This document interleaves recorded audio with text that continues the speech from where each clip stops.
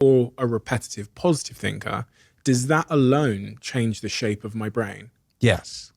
And in my new book, Change Your Brain Every Day, there's actually pictures of Noelle Nelson. She was writing a book called The Power Brain with Glasses. Wow. My friends that take medication for ADD say that to me. They say it's like their life is before and after that moment. So I completely believe what you're saying. A second ago, you said this phrase when we were talking about the M, which is your mental health and the impact that has on the development of a brain that's either healthy or unhealthy. And you said this thing about you got to make sure you kill the ants, which is killing those negative thoughts. That's much easier said than done. How does someone go about killing their negative thoughts? Is there a process they can go through to do that? Yeah, it's a habit, right? And it's not hard. But like any habit, you have to do it repeatedly, like over and over and over and over and over and over. Whenever you have a thought, your brain releases chemicals.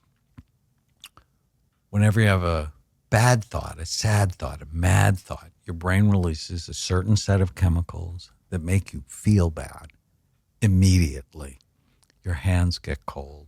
They start to sweat. Your muscles get tense. You start to breathe erratically, and it all happens instantaneously. Whenever you have a positive thought, a happy thought, a hopeful thought, a loving thought, like I'm back because I loved the first time I was on the podcast with you, a completely different set of chemicals come out, and your hands get warmer, drier, your breathing slows down, your heart beats in a healthier, and it happens like immediately. People have ADD, since we're talking about that, they tend to go more toward negative thoughts because negative thoughts are more stimulating. And here's the exercise. Whenever you feel sad or mad or nervous or out of control, write down what you're thinking. And then ask yourself, is it true? Is it absolutely true? This is a process I learned from my friend Byron Katie. How do I feel when I have this thought? How do I act when I have this thought? And what's the outcome of the thought? So, is it true?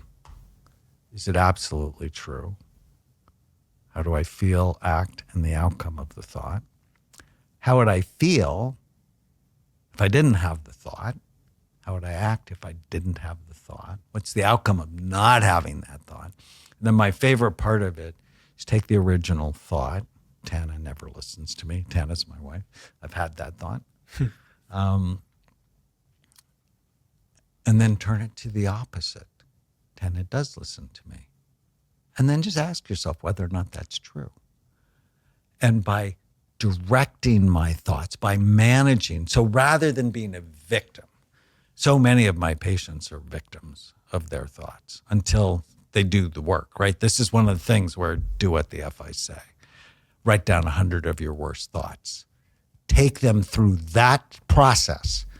And by the time you get to 30, they'll stop bothering you. So if I'm a repetitive negative thinker or a repetitive positive thinker, does that alone change the shape of my brain? Yes. And in my new book, Change Your Brain Every Day, there's actually pictures of Noelle Nelson. She was writing a book called The Power of Appreciation. And I had her, she wanted me to scan her while she was appreciating her brain. And it looked beautiful. And I'm like, as I'm showing it to her, I'm like, you need to come back tomorrow and I want you to hate yourself. And she goes, oh, I don't want to do that. I'm like, come on, you have to suffer for science. And so we had a positive scan and then we had a negative scan.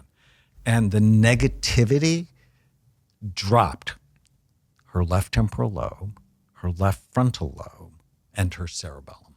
It's so interesting. I mean, similar to what your scan looks like, but hers was way worse. I mean, it's this healthy brain and then a deactivated brain. And that explained to me athletic slumps.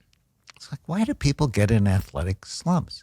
Because negativity turns off their cerebellum and they become just a little less coordinated. Interesting. And I'm not a fan of positive thinking. I'm a fan of accurate thinking with a positive spin.